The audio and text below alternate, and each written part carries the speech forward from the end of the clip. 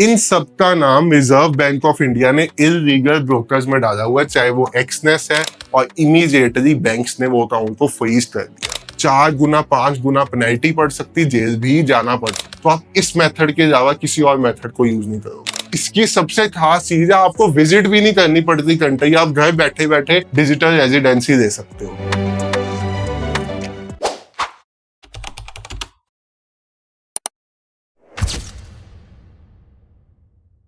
Hello everyone, trade with संचित की एक नई वीडियो में आप सब भाइयों और बहनों का बहुत बहुत स्वागत है। हमारे चैनल पे अक्सर एक ही सवाल पूछा जाता है कि आप जैसे फॉरेक्स ट्रेडिंग की एजुकेशनल वीडियोस बनाते हो, तो क्या फॉरेक्स ट्रेडिंग लीगल है? अगर नहीं है तो आप इसको कैसे करते हो, या हम इसको कैसे करें? तो भाई आज आपके फॉरेक्स ट्रेडिंग की लीगैलिटी को लेके सभी क्वेश्चंस को सॉल्व कर दूंगा मैं इसी एक वीडियो में। और साथ ही साथ अगर आप भी फॉरेक्स ट्रेडिंग इंडिया में रह के करना चाहते हो तो आपके पास क्या क्या वे आउट्स हैं करने के लिए, ये सब चीजें इन डिटेल में आपको एक्सप्लेन करेंगे। बट इससे पहले हम वीडियो स्टार्ट करें, आपको थोड़ा सा अपने बारे में बता दूं।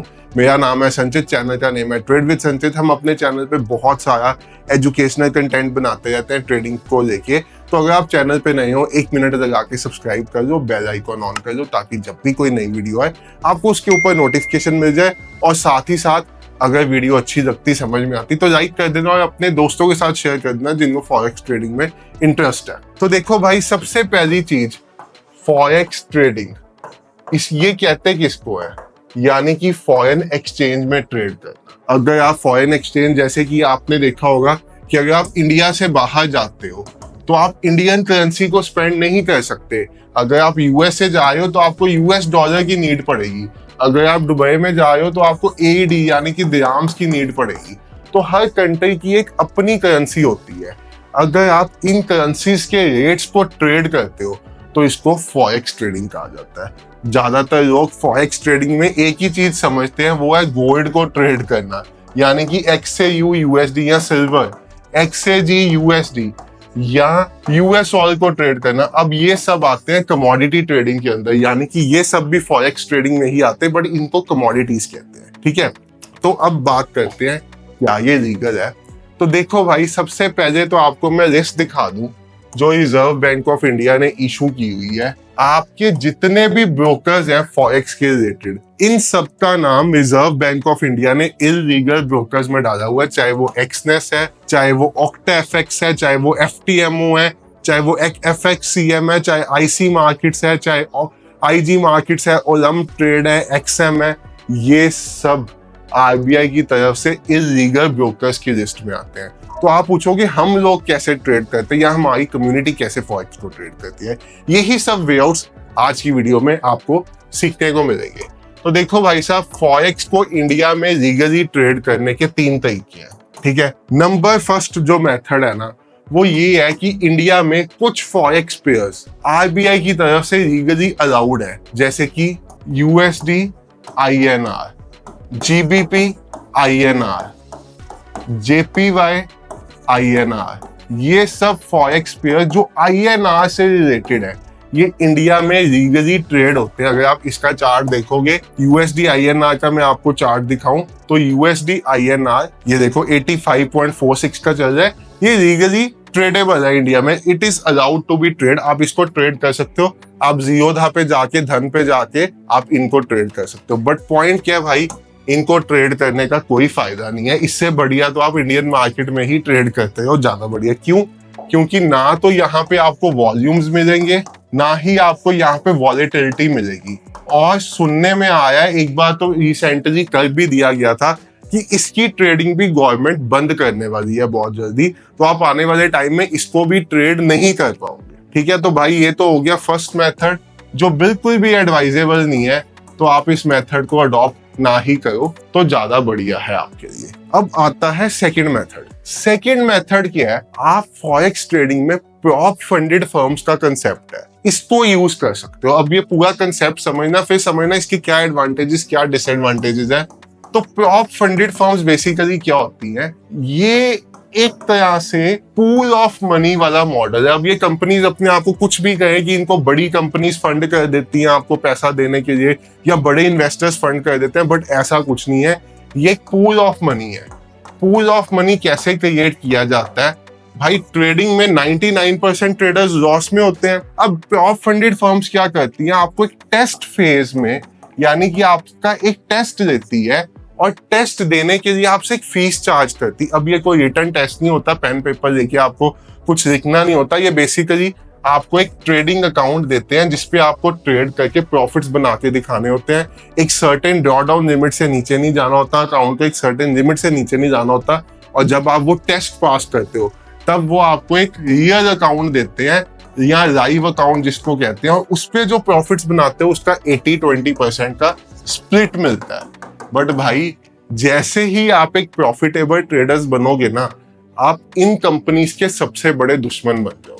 रिसेंटली भी आपने देखा होगा, एक्वा फंडेड नाम से कंपनी ने मेरा पर्सनल $2700 का पे आउट रिजेक्ट किया था, जिसके ऊपर हमने एक वीडियो भी बनाई थी। और भी फंडेड कंपनीज के साथ हम काम करते हैं, कोई पे आउट देती है कोई नहीं देती, जस्ट पूल ऑफ मनी है। पूल ऑफ मनी में मल्टीपल ट्रेडर्स अपना पैसा डालते हैं और उसी पैसे से ये कंपनीज अच्छे ट्रेडर्स को पे आउट देती रहती है। और जब ये पूल ऑफ मनी छोटा हो जाता है तो पे आउट देने की लिमिट बंद हो जाती है, या जब कोई ट्रेडर रिपीटेड पे आउट निकालता है तो कोई ना कोई यूजलेस रीजन देके उसको बाहर निकाल दिया जाता है। अब इस रूल में क्यों आप वॉलेट नहीं करते गवर्नमेंट की किसी भी रेगुलेशन को? तो समझो भाई, जो फैमा है ना आपका, यानी कि जो आपकी फॉरेन एक्सचेंज मैनेजमेंट एक्ट है, ये बेसिकली क्या कहती है कि अगर आप इंडिया में रह के, यानी कि आप एक इंडिया के सिटीजन हो और आप इंडियन करेंसी को बाहर भेजते हो या किसी ऐसी एंटिटी के पास डिपॉजिट करते हो जो बाहर की एंटिटी है, यानी कि देश का पैसा बाहर जाता है, तो आप एक इलीगल एक्टिविटी कर रहे हो। आप फैमा के अंदर फंस जाओगे, आपके ऊपर लीगल एक्शन लेना पड़ेगा और इस अमाउंट का 3-4% वापस भी लिया जा सकता है आपसे, आपको जेल भी हो सकती है। ठीक है, जब आप एक फंडेड कंपनी के साथ काम कर रहे हो तो आप बेसिकली, जैसे आप बाहर से एक फोन खरीदते हो, जैसे आप बाहर से कोई टेस्ट खरीदते हो, बहुत लोग फॉरेन के कोर्सेज करते हैं, तो उस तरह से आप एक कोर्स की फीस दे रहे हो और आप फीस देने के लिए कोई भी वॉल्यूशन के अंडर फंसोगे नहीं। तो वहां पे अगर आप प्रॉप फंडेड फर्म से एक अकाउंट लेते हो तो आप लीगली अपना काम कर सकते हो। अगर अच्छी फर्म है तो आपको पे आउट्स भी मिलते रहेंगे। ठीक है, ये तो हो गया सेकेंड मॉडल। अब इसके बाद आता है थर्ड मॉडल। तो देखो भाई, थर्ड मॉडल क्या है जिसके साथ मैक्सिमम ट्रेडर्स काम कर रहे हैं, बट मैं ये आपको एजुकेशनल पर्पस के लिए बता रहा हूँ, पहले ही समझो। मैं आपको ये नहीं कह रहा कि आप भी इसी मॉडल से करो। बेसिकली क्या है, समझो आप जब आप एक प्रॉपर्टी खरीदने जाते हो तो आप बीच में एक ब्रोकर का यूज करते हो ना उस प्रॉपर्टी खरीदने के लिए। ऐसा ही ये एक ब्रोकर मॉडल है। अब ये ब्रोकर मॉडल क्या है, आपको फॉरेक्स में ट्रेड करना है। आपको फॉरेक्स में ट्रेड करने के लिए अपने ब्रोकर अकाउंट में पैसा जमा कराना है, चाहे वो एक्सनेस है, चाहे वो वीटी मार्केट्स है, चाहे वो आईसी मार्केट्स है, एक्सएम है, नकदी है, कोई भी ब्रोकर है। अगर आप इनमें सीधा यूपीआई के थ्रू पैसा डिपॉजिट कराओगे या अपने बैंक अकाउंट के थ्रू कराओगे, चाहे वो छोटी से छोटी अमाउंट है, मैं आपको ऐसे केसेस दिखा सकता हूँ जहां पे 2000 की अमाउंट इन अकाउंट्स में डिपॉजिट की गई, एक्सनेस में डिपॉजिट की गई, एक्सएम में, और इमीडिएटली बैंक्स ने वो अकाउंट को फ्रीज कर दिया क्योंकि आप फैमा को वॉलेट कर रहे हो, आप पैसा एक फॉरेन ब्रोकर को दे रहे हो। अभी इन्होंने भी इंडिया में अपने बैंक अकाउंट्स खोले हुए हैं, जो डम्मी अकाउंट्स हैं उनमें ये पैसा देते हैं, बट इतने ज्यादा पैसा इनके पास आता है कि वो अकाउंट्स भी गवर्नमेंट ने मार्क कर रखे हैं कि अगर किसी ने इस अकाउंट में भी पैसा डाला ना तो वो आपका मेन अकाउंट बंद कर देंगे, फैमा लग जाएगी आपके ऊपर, आपको पैसा अच्छा खासा देना पड़ सकता है, 4 गुना 5 गुना पेनल्टी पड़ सकती, जेल भी जाना पड़ सकता। तो यहाँ पे आपके पास ये मसला आता है। अब हम इसको सॉल्व कैसे करते हैं? देखो, इंडिया में जब से क्रिप्टो ट्रेडिंग लीगल हुई है, गवर्नमेंट ने क्रिप्टोज ऊपर टैक्स लगाया है, तब से फॉरेक्स ट्रेड का बहुत ज्यादा पॉपुलैरिटी बढ़ गई है। उसका सिंप्लीफाइड वैसे रीजन है कि लोगों के पास एक तरीका आ गया फॉरेक्स को ट्रेड करने का। आपके पास INR है, आप इस INR से बाय करोगे क्रिप्टो। अब लीगल वे आउट समझना, बेसिकली ये आप लीगल वे आउट कह लो, लूप होल कह लो, कुछ भी कह लो इसको। आप INR से जाके बाय करते हो क्रिप्टो। मेरे पास 50,000 INR था, मैंने इस 50,000 INR से बाय कर लिए क्रिप्टो। अब ये क्रिप्टो कैसे बाय करना है, P2P के थ्रू, किसी एजेंट के थ्रू, कहीं से भी आप बाय कर सकते हो। इसके बारे में ज्यादा नहीं मैं बोलूंगा, आपको पता होना चाहिए कैसे बाय करना है। आपने INR से क्रिप्टो बाय किया, आप कुछ गलत नहीं कर रहे। क्रिप्टो को आपको डिपॉजिट करना है अपने ब्रोकर अकाउंट में। जैसे मैं एक्सनेस में काम कर रहा हूँ, तो मैं अपने ब्रोकर अकाउंट में क्रिप्टो डिपॉजिट करूंगा। अब इसमें भी एक चीज का ध्यान रखना, ब्रोकर्स भी बहुत स्ट्रिक्ट हो गए हैं कि जब आप क्रिप्टो को भी ब्रोकर अकाउंट में डिपॉजिट कर रहे हो ना, तो वो एक ही वॉलेट से होना चाहिए। ऐसा नहीं है भाई कि आपने किसी को पैसे दिए, उसके वॉलेट से सीधा अपने एक्सनेस में डलवा दिया और विड्रॉ करने टाइम अपने वॉलेट में कर दिए। नहीं भाई साहब, आपको एक अपना खुद का वॉलेट बनाना पड़ेगा। आपने क्रिप्टो बाय किए, क्रिप्टो बाय करके आपने अपने वॉलेट में डाले, अपने वॉलेट में डाल के आपने अपने एक्सनेस, एक्सएम, जिस भी अकाउंट में आप ट्रेड करना चाहते हो, जिस भी ब्रोकर के साथ, उसमें आपने डिपॉजिट कर दिया। ब्रोकर में भी यहाँ पे बड़ा लूप होल है, A book B book broker होते हैं। तो जब मैं एक्सनेस बात कर रहा हूँ, एक चीज का ध्यान रखना, फॉरेक्स ट्रेडिंग करने आए हो ना, तो इसके सिवा और किसी ब्रोकर के पीछे मत जाना। इसके ऊपर भी अगर डेडिकेटेड वीडियो कहोगे मैं बना दूंगा, क्यों हम एक्सनेस को चूज करते हैं हमेशा, उसका भी रीजन है। और यहाँ पे आपने अपने वॉलेट में क्रिप्टो डाला, INR से क्रिप्टो लिया, इसको वॉलेट में डाला, वॉलेट में डाल के एक्सनेस में डाल दिया। अब जब आपने पैसा विड्रॉ किया, आपने फिर इसी मॉडल के थ्रू कर दिया, एक्सनेस से वॉलेट में डाला, वॉलेट से क्रिप्टो किसी को बेचा और बेच के INR में पैसा दे दिया और उस क्रिप्टो अमाउंट के ऊपर टैक्स पे कर दिया। प्रैक्टिकली आप यहाँ पे क्रिप्टो में ट्रेड कर रहे हो, आप यहाँ पे फॉरेक्स ट्रेड कर ही नहीं रहे। तो ये लूप होल है इंडिया में जो अभी काम कर रहे हैं, और इसी लूप होल के through maximum traders including me और हमारी फैमिली के कई ट्रेडर्स इस लूप होल का यूज करके काम कर रहे हैं। बाकी भाई साहब, अगर आप फिर भी एक फुल प्रूफ मेथड चाहते हो कि आपको फॉरेक्स ट्रेडिंग करनी है इंडिया में रहते हुए, तो आपके पास दो ऑप्शंस है। या तो आप दुबई का वीजा ले लीजिए, वीजा का मतलब है मेरा रेजिडेंट वीजा से। अब दुबई सिटीजनशिप तो देता नहीं है, आपको पता होगा, तो आप रेजिडेंट वीजा ले सकते हो।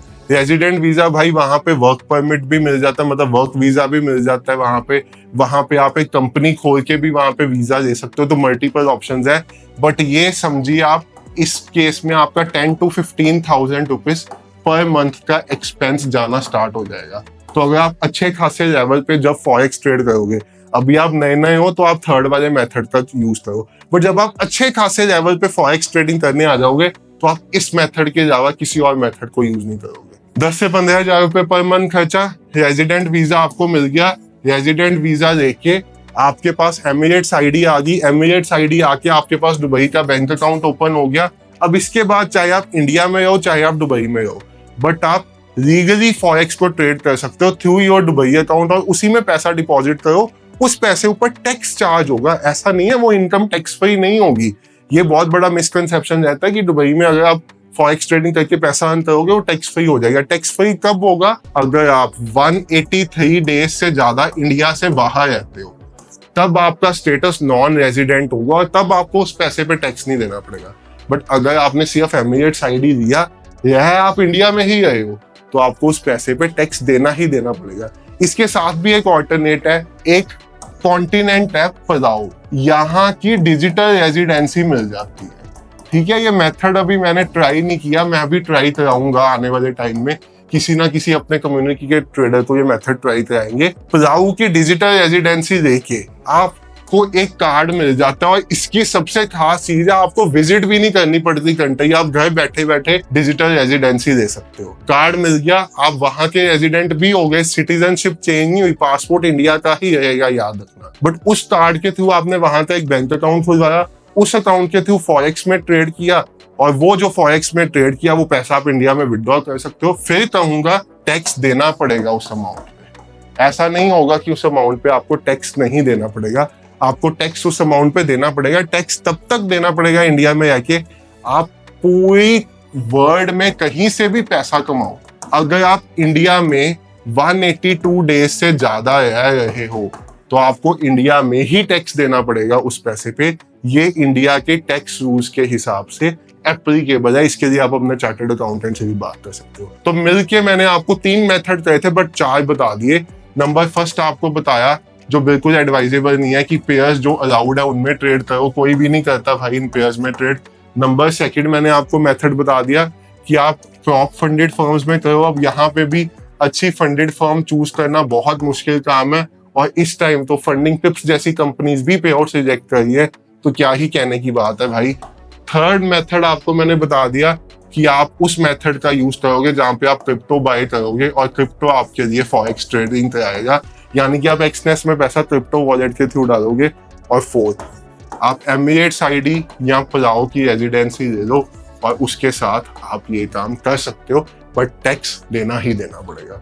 तो भाई होप सो मैं आपको फॉरेक्स ट्रेडिंग कैसे इंडिया में रह के आप लीगली कर सकते हो ये पूरा आज की वीडियो में समझा दिया गया है। फिर भी आपका कोई डाउट है इस टॉपिक को लेके तो कमेंट सेक्शन में लिख देना। और हम सोच रहे हैं फॉरेक्स की एक पूरी डिटेल्ड सीरीज स्टार्ट करने की, जहां पे A to Z सब कुछ दोबारा से सिखाएंगे फॉरेक्स का, पेयर्स, एक एक चार्ट को ट्रेड करना इन डिटेल। तो उसकी वीडियोस चाहते हो वो भी बता देना। Thank you so much for watching the video. Bye everyone, take care, have a great day, good night.